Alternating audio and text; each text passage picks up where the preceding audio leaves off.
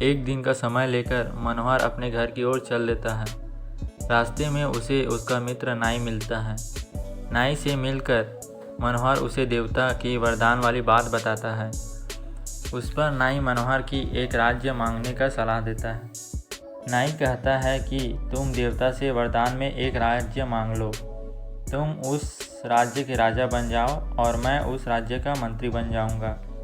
फिर हमें कोई कष्ट नहीं होगा और हम आराम से अपनी ज़िंदगी बिता पाएंगे। नाई मित्र की बात पर मनोहर कहता है, मित्र तुम बिल्कुल ठीक कह रहे हो। इस बारे में एक बार मैं अपनी पत्नी से भी पूछ लूँ, फिर मैं देवता से वरदान मांग लूँगा। पत्नी से राय मांगने की बात पर नाई कहता है, मित्र तुम्हारी पत्नी काफ़ी घमंडी और मूर्ख है, इसलिए तुम्हें उससे राय नहीं लेना चाहिए। ऐसी स्त्री केवल अपने लाभ के बारे में ही सोचती है। इस पर मनोहर कहता है, मित्र फिर भी वह मेरी पत्नी है, इसलिए मैं उसका राय एक बार ज़रूर लूँगा। इतना कहते हुए मनोहर अपने घर की ओर बढ़ जाता है। घर पहुंचकर मनोहर जंगल में घटी पूरी घटना अपनी पत्नी को बताता है। देवता से वरदान मिलने की बात सुनकर मनोहर की पत्नी कहती है, राज्य मांग कर कोई लाभ नहीं है। राजा की कई जिम्मेदारियां होती हैं, वह कभी भी सुख से अपना जीवन नहीं बिता पाता। राजा राम और नल के भी पास राज्य होते हुए जिंदगी भर दुख में जिए।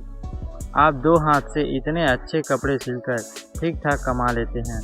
ऐसे में अगर आपके 2 सिर और 4 हाथ हो जाए तो आप दोगुने कपड़े सिल पाएंगे। इससे कमाई भी दोगुनी हो जाएगी और आपका मान भी समाज में बढ़ेगा। पत्नी की यह बात मनोहर को समझ आ जाती है और वह देवता से वरदान मांगने जंगल की ओर चल देता है। जंगल पहुंचकर वह दोबारा देवता से मिलता है। देवता मनोहर को देखकर कहते हैं कि मनोहर मांगो, क्या वर मांगना है तुम्हें। मनोहर देवता से कहता है, हे देव, आप मुझे 2 सिर और 4 हाथ दे दीजिए। देवता मनोहर की यह बात सुनकर पूछते हैं कि तुम 2 सिर और 4 हाथ का क्या करोगे।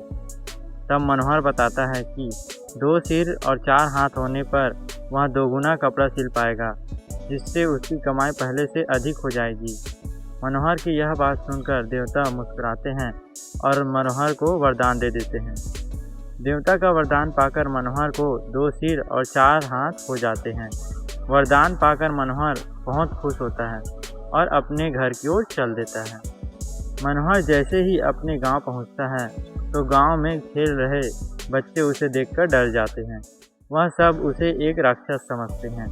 तभी कुछ गांव वाले हाथों में हथियार लेकर मनोहर पर हमला कर देते हैं और मनोहर की मौत हो जाती है।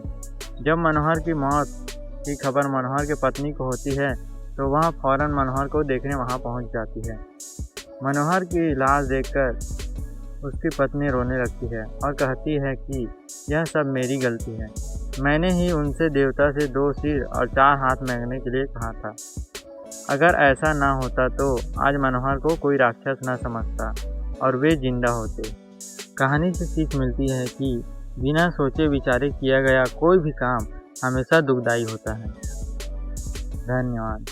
अगर ये कहानी आपको अच्छी लगी तो please like, share, comment and subscribe कर दीजिएगा।